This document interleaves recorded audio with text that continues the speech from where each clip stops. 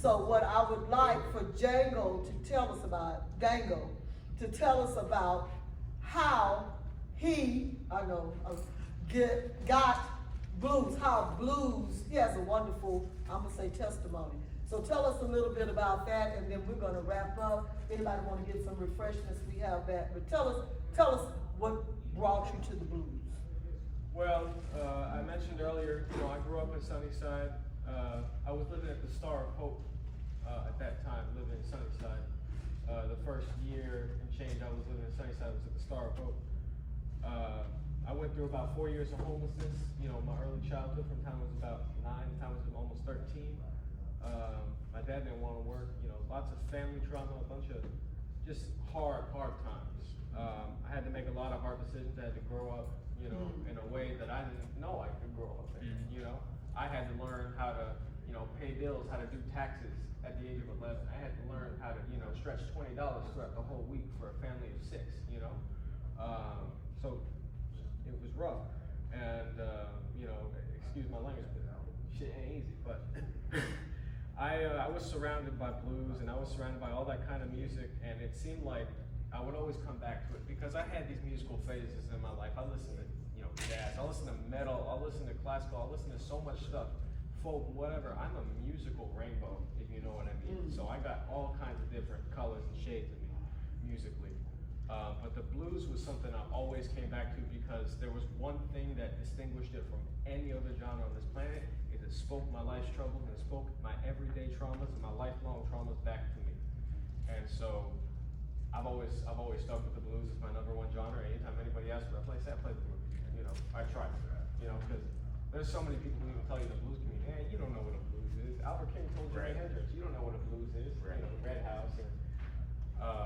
But blues is what you make of it. Life is what you make of it. And blues is life, so blues is what you make of it. And that's sort of, I wrote that in my T99 scholarship essay just recently, which so thankfully I have been awarded.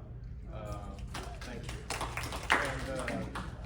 And there's sort of something, it's not just about technical, it's really not about technical proficiency. You had people like Lil Walter who would mess up 13 different notes in one song, but Blue and Lonesome is like synonymous with his name, I mean, you have people like Robert Johnson who would play 6 or 8 beats past the 12 bars, and then he would go and be like, I don't care, I'm just gonna sing it in a second here, I gotta get this lick in, because he was one man. But the blues is something that I hold very deeply to me. I play it. I started trying to, write my own blues songs. I think it got, around pretty well for a start, and I've been doing it for about 6 years. But I'm constantly learning. I'm always trying to, say what Mathias said earlier. It's a Bible reference too. Iron sharpens iron. You've got to surround yourself with people who are better than you, people who are humbly better than you. Because you got a bunch of people. I don't care how many notes you can play. If you're an asshole, I don't like you. I won't look up to you. You got to be a good person too. Here's one thing that I was going to add earlier, but blues is about humility. It's about hardship. It's not about what you can play. It's not about what you can do. It's about what you've been with, and what you resonate with, It's not just about the instruments. It's not just about the vocals. It's not just about the beat. It's not just about the structure. It's everything. Everything falls together just like when we play on stage.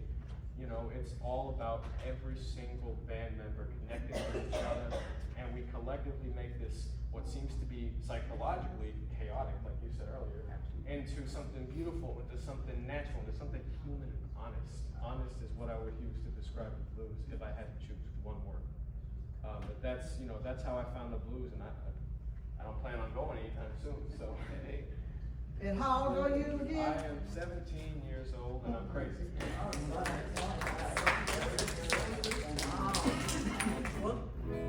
And I thought you was much older. A lot of people do. That's, to be fair, I like to hide it sometimes for a little bit, as long as I can, and then they'll be like, oh, okay. When it finally, because, I'm not hiding it, I'm just not saying anything, so. Well, thanks again for our audience, those that attended, and let's give our guests. They can teach the blues or talk about the blues or facilitate a discussion of the blues so much better than someone like me standing up in front of you. So, thank you, thank you, thank you, on behalf of the Blues Society.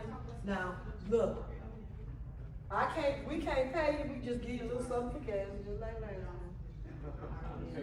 But look, I know, we need to go up, and I got something for you too. You ain't gotta give me nothing, it's fine. No. You grace the right up here, because we're thankful, because that's the other thing. But we'll talk about that in financing and how blues artists, and music artists have been sort of mistreated over the years. Well, come here, give me a hug. Come on, give me something. Give me a hug first. Oh, you're so sweet. You're so sweet. Yeah. So,